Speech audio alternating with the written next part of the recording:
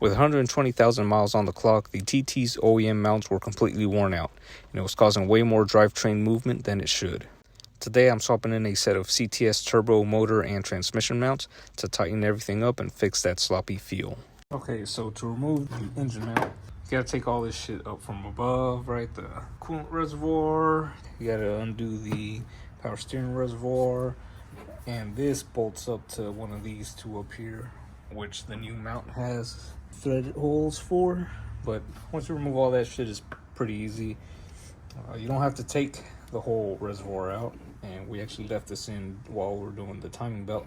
But you got two 16mm bolts and then two 18mm bolts right there. All right, and we have obviously the engine supported with the engine support bar. When we did the timing belt, we were just using the jack stand underneath, but you can use this as well.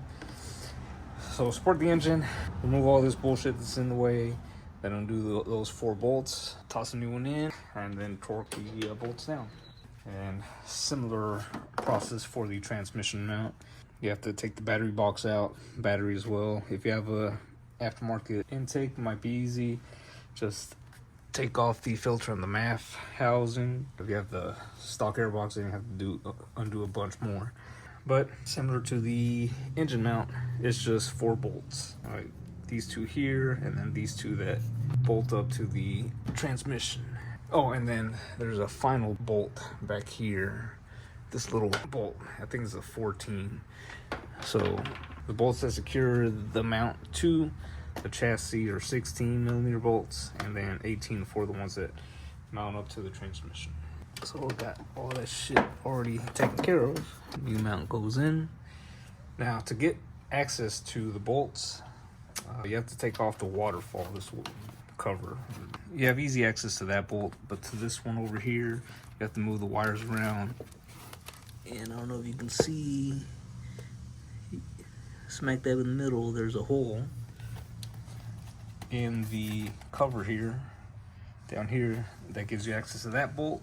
And then you move the wires over here, and you see this hole here gives you access to that bolt that connects the little tab on the mount to the chassis. All right, so I'll fucking toss those bolts on, torque them down. All right, so see, here's my extension, socket and bolt. With the mount in place, lift the trans up and align it with the mount. You want to make sure that the gap between the mount and body of the car is parallel. Same thing for the engine side.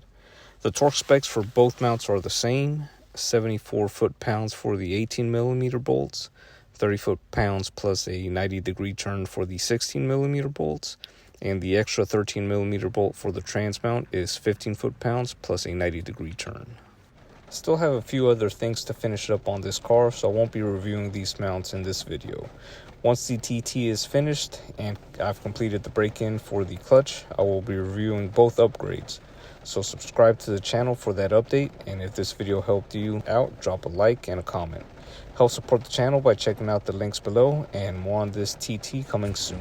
Alright, so let's give power to the pump and see what happens. Nothing. No noise.